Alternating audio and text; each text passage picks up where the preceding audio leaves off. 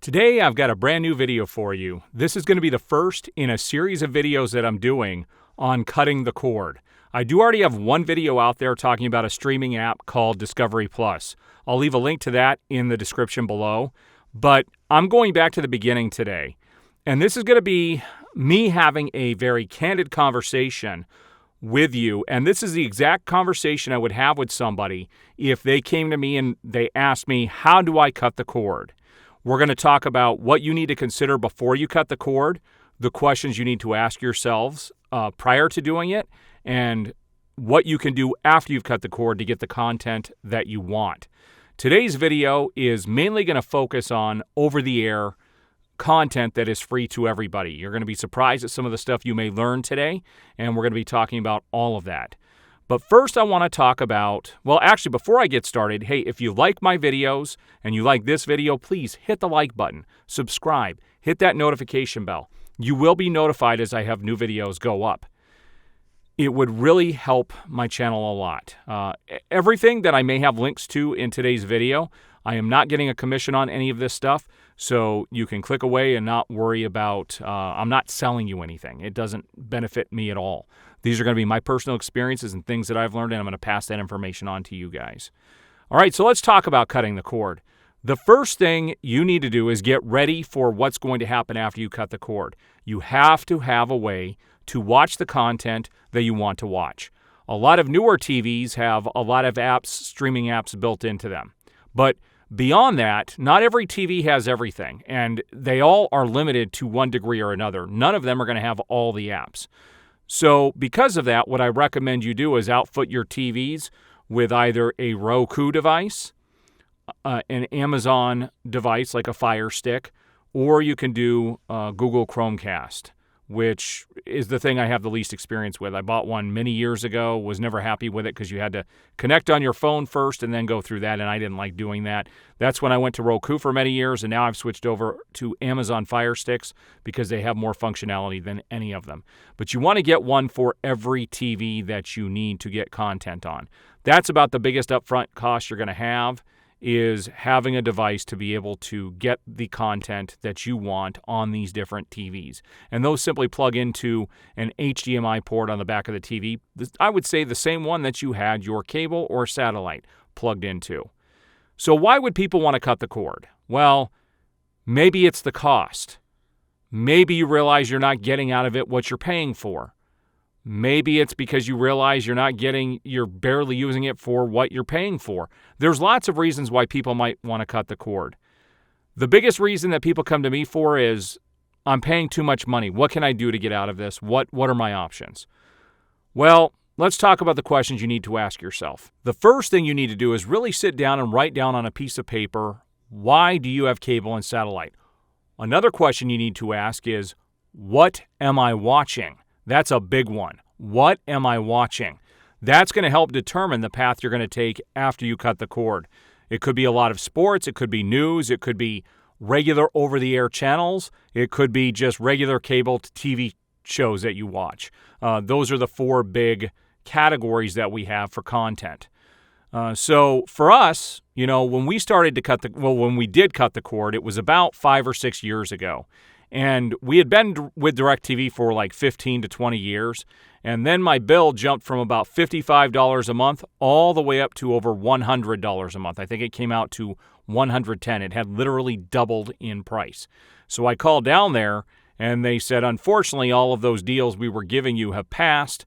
We can't do those anymore. Your bill is kind of what it is. That's when I said I'm going to cancel.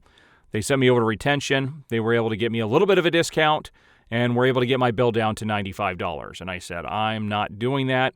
Go ahead and turn my service off. So they did. We haven't looked back, and that was about 6 years ago. So we sat down and we talked about the content. Now, those same questions I asked myself. What content am I watching? The number one thing we did is we were recording network television shows that I can get on CBS, Fox, CW, NBC, stuff like that. That is where 90% of our content came from. Shows like Blacklist or Blind Spot, Hawaii Five-0, Blue Bloods, Survivor, Mom.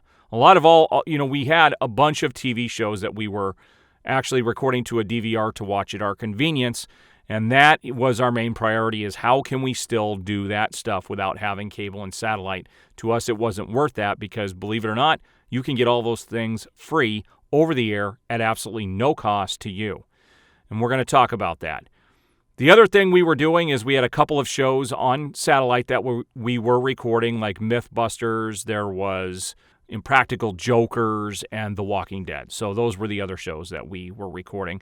And the only other thing I was really watching for sports was Fox Sports Arizona. I'm a huge baseball fan, and I loved watching the Diamondbacks games.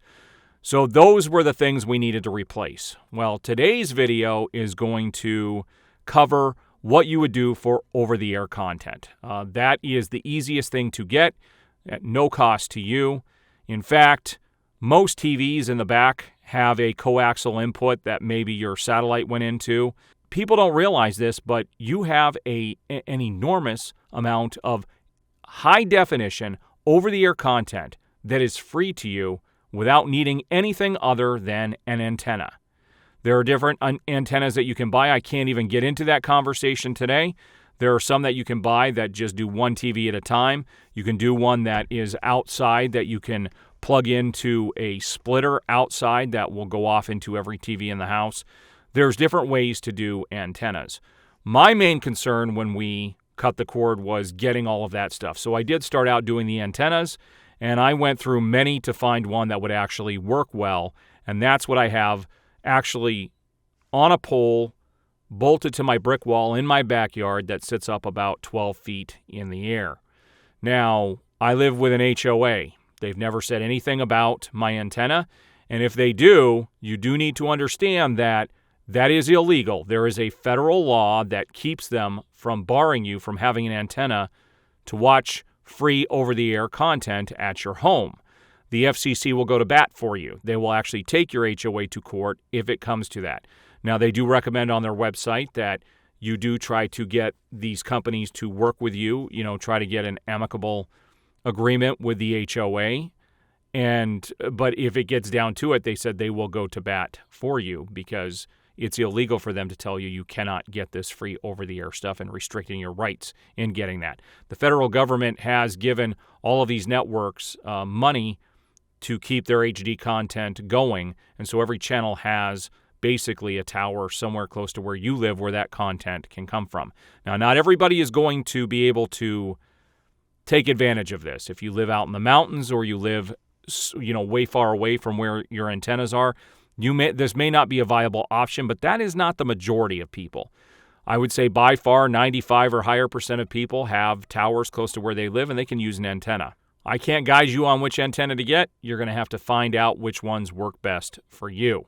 I'm going to go back to the antenna thing in a little bit because what I've actually moved on from to be able to record my over-the-air stuff is I ended up getting a service called Play On. Now, Play On is available on PCs only. It's not available on Macs. And Play On is basically a desktop software that you can download. And every year around Christmas time, they do offer a lifetime pass for unlimited recordings for about $30 or $40 for a lifetime pass. 2 years ago, I did get a lifetime pass. And what that does is that allows me to record programs from any of the network television networks that I was recording onto my DVR. CBS, Fox, NBC, CW, all of those. They actually have it. It acts like a DVR. You can go into your computer and you can tell it through the software which programs you want to record, and it will automatically do those and grab those signals from those channels and record it directly onto the hard drive space you designate it to on your PC. And what I actually ended up doing was getting an external drive and putting it onto my PC in the other room, and that's where I record all of my programs onto. If you have a PC that's available, it's very easy to do. It's not hard to set up Play On to be able to do that and record that stuff. Play On's not perfect, though. Sometimes you got to keep the software up to date, and sometimes it will lose the subscriptions. It won't be able to find the subscriptions that you are subscribed to. So about once a month, I go in there and make sure it's recording everything the way I want it to record. And that records directly to those hard drives. And then what I have is a server on each one of those streaming devices. I told you in every room in the house I have one of these streaming devices connected to them. There are some programs that you can download for those devices that will allow you to access the files on your computer. This may sound real technical. It's not as bad as you think it is. PlayOn is the simplest, easiest way to get recordings that you can watch. It's 100% legal, okay? And I want you to know that. I've done lots of research on this. It is not illegal to do the recordings this way. This company is legitimate, and it's the same reason why you can use your DirecTV as a DVR. It's the same type of agreement. The good thing about PlayOn is, and I'll eventually do a video about PlayOn, but you can also, if you have Netflix, Amazon Prime, Hulu, any one of those services that you pay for, you can record any of the programs off of those also onto your hard drive to access them anywhere in the house, so you're not constantly having to stream and use your data. It just records it in 720p instead of 1080p or 4K. So it does, but it's barely noticeable. You're really not going to notice that on most of your TVs. So that is the easiest way to do this. Now, I have an issue with doing that because there is one channel here in Arizona that is not available on something like PlayOn. And it's not available because it's not a network channel. It's affiliated with CBS, but it's not an actual CBS channel. That's Channel 5 here. I'm talking about Channel 3 in Arizona, which is KTVK. That is not a network program. It's not a national network, so PlayOn can't get it. And there's one program my wife likes to watch on Channel 3, which is Dr. Phil. So for me to be able to get Dr. Phil, what I need to do is still use my antenna that I have hooked outside. So I'm going to back up now and talk about how I use my antenna and what I had to do to get set up to do this. You can get, like I said, you would basically plug in your antenna to the same place that your satellite used to plug into, and you can get that on your TV. The only problem is you can't get it on every TV. One antenna will do one TV at a time. So instead, what I decided to do is I got what is known as a quad tuner. It's a quad HD tuner for my PC. It's a card. I had to open up the back. I had to put the card in. It's got the coaxial cable connection on the back, and I put my antenna cable coming in from outside onto that coaxial cable connection, and I can get all of that over-the-air stuff directly onto my PC. Doesn't allow me to record it yet, but that allows me to tune in to all of those channels. So that was the first thing I needed to do. Now, that is by a company called, I think it's Hapag. I'm not sure. It's some German name. I'll leave a link to the actual device that I bought in the description. But if you're not tech savvy and you don't want to open up your computer and put it in and know that this is only available on Windows computers, if you're using Mac strictly, this isn't going to be an option for you, but I'll talk about another option here in a few minutes. So there's another device that same company makes, which is a dual tuner. And this dual tuner actually plugs into USB ports on your computer. So you would basically plug this tuner into a USB port. It's a little box like this, and one end has a USB connection that goes into your USB port, and the other end has that coaxial connection that you could plug your antenna into. Those are dual HD tuners, so you can get 2 channels at a time through that one instead of the quad. If you want the quad, you're going to have to buy the card that goes inside the computer. So once you have it in the computer, and these are on Windows computers, the Hapag or however you say it, does come with software called WinTV. That will allow you can set it up like a DVR to record stuff directly onto your hard drive. If you're going to do this and you're going to start recording stuff to your computer, you're going to want a large external drive. I have a 4 terabyte drive that I use. The issue with using over-the-air antenna recordings is a 1-hour program could take anywhere from 4 to 7 gigabytes of data on a hard drive, so it can fill up rather fast. But these recordings are true one-to-one recordings of your over-the-air antenna. It doesn't degrade the signal to 720p.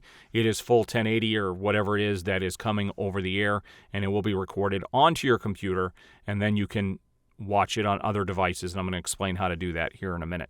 So you've got all this content recorded onto your computer in the folders that you designate these recordings to go onto. So how do you watch them on the other TVs in your house? Well, that's where these streaming devices like the Roku and the Amazon Fire Stick come in handy. There is software that you can download to your PC called Plex and MB. These are the two easiest programs to use, and they are 100% free for the basic watching of your programs, okay? So you would download Plex and MB to your computer, install it, designate which folders you want it to grab the movies and the TV shows from, and then you would download the Plex or the MB app to your Roku or your Amazon Fire Stick, and you would log in with your stuff, and then all of your files that are on your computer are accessible to stream from those apps, which is great. So anything that's recorded to my computer can now be watched anywhere in the house, and I do switch between Plex and MB all the time. MB, I do like MB. It seems to work a little faster and doesn't use as many computer resources. But Plex was always the first go-to thing, and you'll find some diehard Plex fans out there. I can even access my Play On recordings through Plex and MB. All of those programs are recorded into folders, and it looks really nice. I am eventually going to do a video on all of these apps and all of these things so you guys can see what it looks like and how it's used. I'm just giving you some basic information today so you can know how to get your basic channel stuff at home.